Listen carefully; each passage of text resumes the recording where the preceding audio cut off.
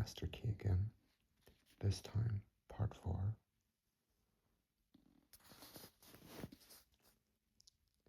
As you can tell, yeah,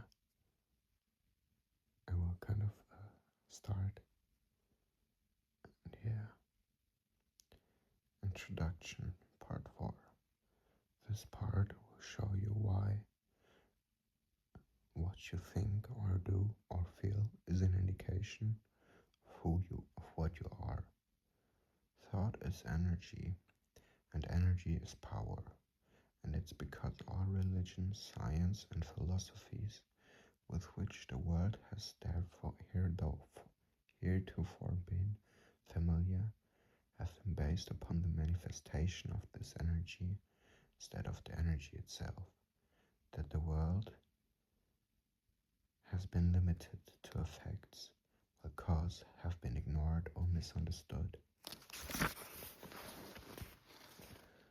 For this reason, we have God and the devil in religion, positive and negative in science, and good and bad in philosophy.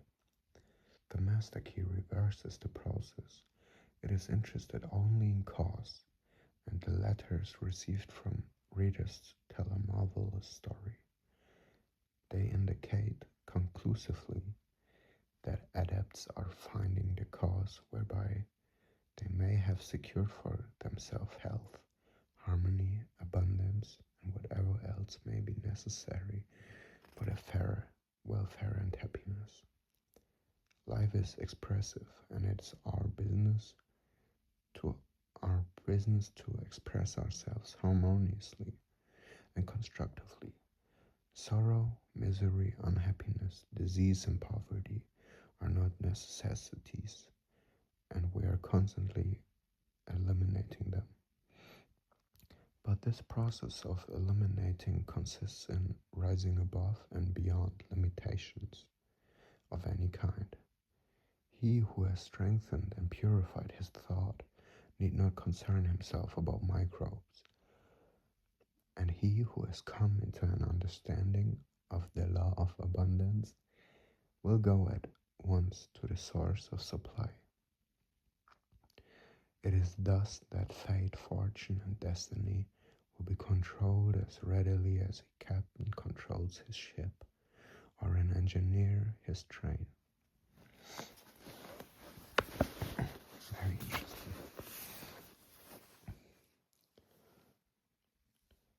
The I of you is not the physical body. This is simply an instrument which the I uses to carry out its purpose. The I cannot be mind, for the mind is simply another instrument which the I uses with which to think, reason, and plan. The I must be something which controls and directs both the body and the mind, something which determines what they shall do and how they shall act. When you come into a realization of the true nature of this I, you will enjoy a sense of power which you have never before known. Your personality is made up of countless individual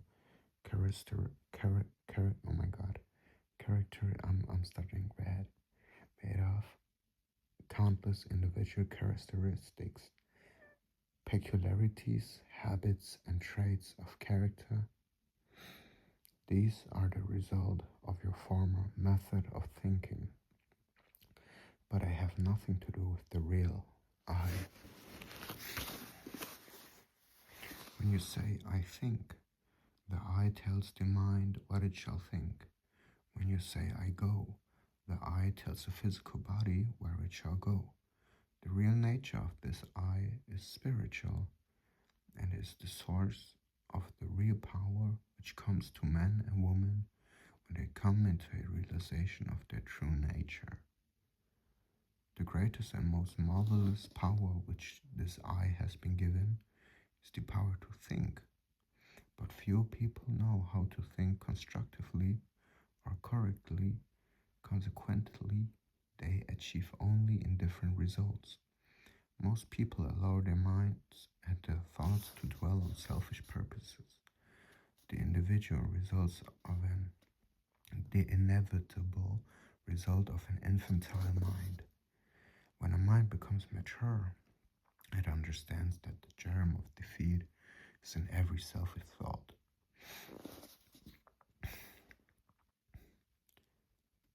The trained mind knows that every transaction must benefit every person who is in any way connected with the transaction, and any attempt to profit by the weakness, ignorance, or necessity of another will inevitably operate to his disadvantage.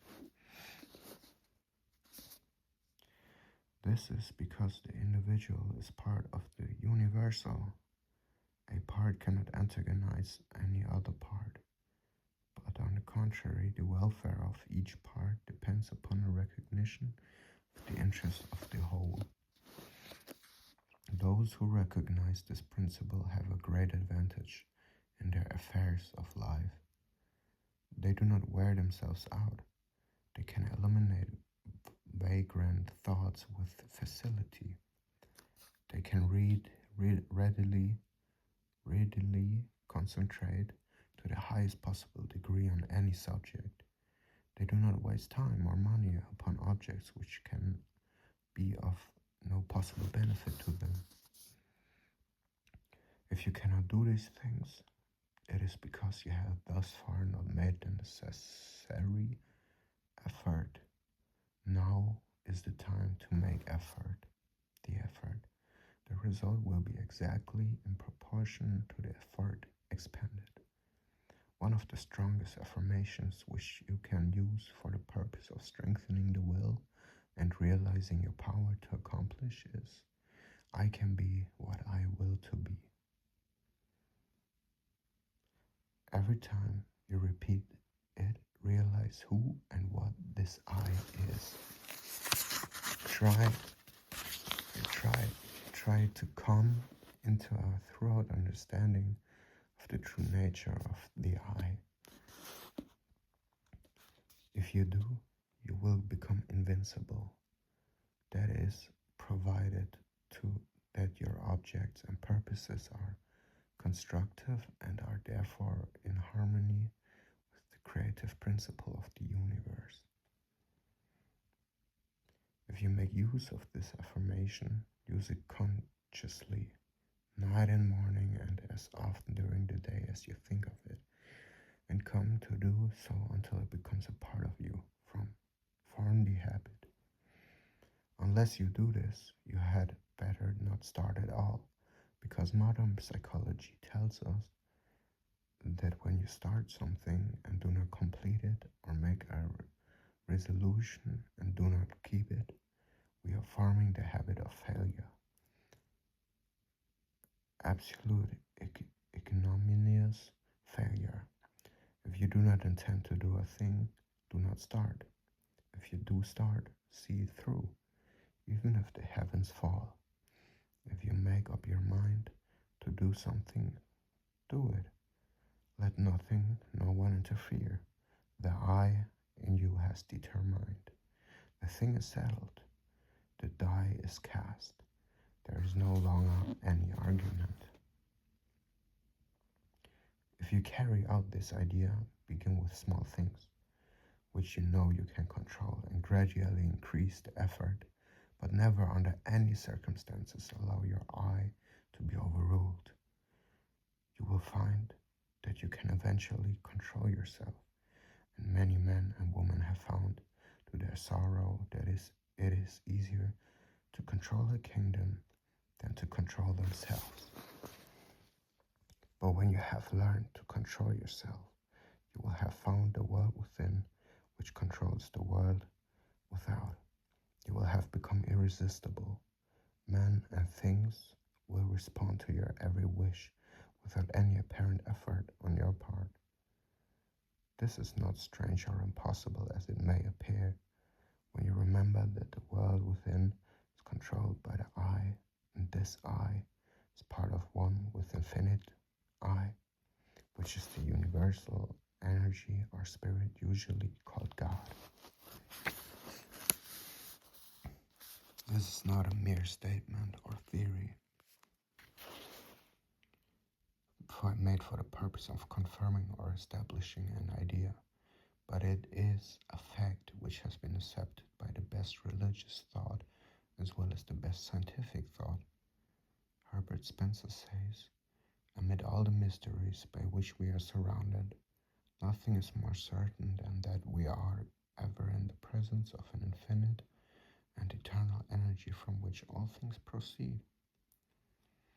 Lyman Abbott, in an address delivered before the alumni of Bangor Theological Seminary, said, "We are coming to think of God as dwelling in man rather than as operating on man from without." Science goes a little way in its search and stops. Science finds the ever-present eternal energy, but religion finds power behind this energy and locates it within man. But it is by no means a new discovery. The Bible says exactly the same thing, and the language is just as plain and convincing. "Know ye not that ye are the temple of the living God?" Here then is the secret of the wonderful creative power of the world within. Here is the secret of power, of mastery. To overcome does not mean to go without things. Self-denial is not success. We cannot give unless we get. We cannot be helpful unless we are strong. The infinite is not a bankrupt, and we who are the representatives of infinite power should not be bankrupt either. And if we wish to be of service to others, we must have and more power. But to get it, we must give it. We must be of service.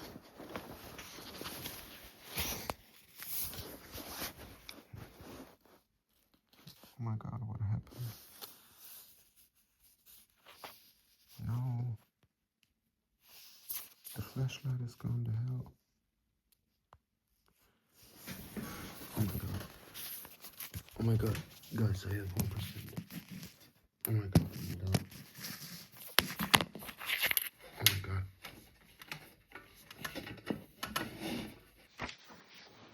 Okay, I'm back.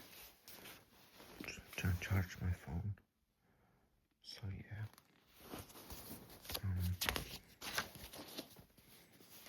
The more we give, let's just jump straight into it. The more we give, the more shall we get. We must overcome a channel. We must become a channel whereby the universal can express activity. The universal is constantly seeking to express itself, to be of service, and it seeks the channel whereby it can find the greatest activity, where it can do the most good, where it can be of greatest service to mankind. The universal cannot express through you as long as you are busy with your plans, your own purposes. Quiet the senses, seek inspiration, focus on the mental activity, on the within, dwell in the consciousness of your unity with omnipotence. Still waters runs deep. Contemplate the multitudinous opportunities to which you have spiritual access, by which omnipresence of power, by the omnipresence of power. Visualize the events, circumstances, and conditions which these spiritual connections may assist in manifesting. Realize the fact that the essence of the soul, essence and soul of all things is spiritual, and that the spiritual is the real, because it is the life of all there is. When the spirit is gone, the life is gone. It is dead. it has ceased to exist. These mental activities pertain to the world within, to the world of cause and condition and circumstances, which results are the effect. It is thus that you become a creator.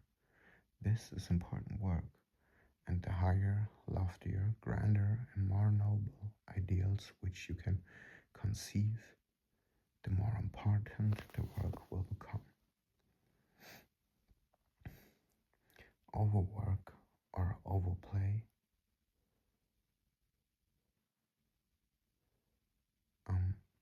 or bodily overwork or overplay, or over bodily activity of any kind produces conditions of mental apathy and stagnation, which makes it impossible to do the more important work, which results in a realization, which makes it impossible to do the more important work, which result in a realization of conscious power.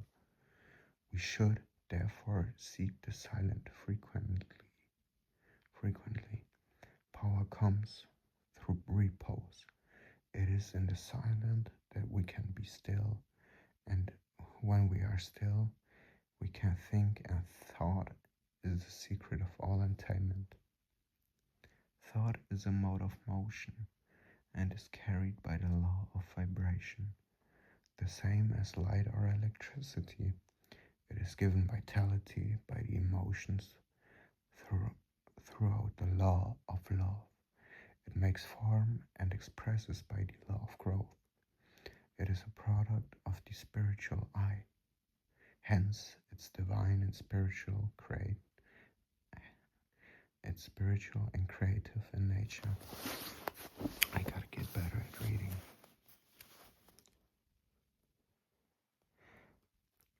From this it is evident that in order to express power, abundance, or any other constructive purpose, the emotions must be called upon to give feeling to the thought so that it will take form. How may this purpose be accomplished? This is the vital point.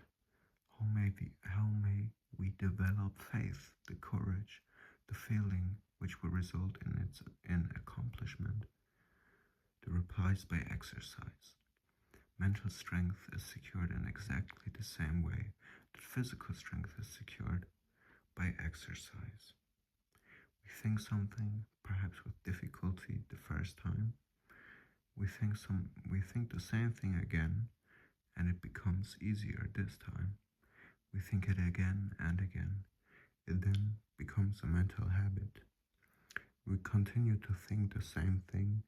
Finally, it becomes automatic. We can no longer help thinking this thing. We are now positive of what we think. Oh my god, I gotta sneeze. Oh my god. Oh my god. Thank you. We can no longer help thinking this thing. We are now positive of what we think. There is no longer any doubt about it. We are sure. We know. In part 3, I ask you to relax. Let go physically. Now I am going to ask you to let go mentally. If you practice the previous exercise 15 to 20 minutes a day in accordance with the instructions, you can, no doubt, relax physically. If you did, well. And anyone who cannot consciously do this quickly and completely is not a master of himself. He has not obtained freedom. He is still a slave to conditions. Oh my god.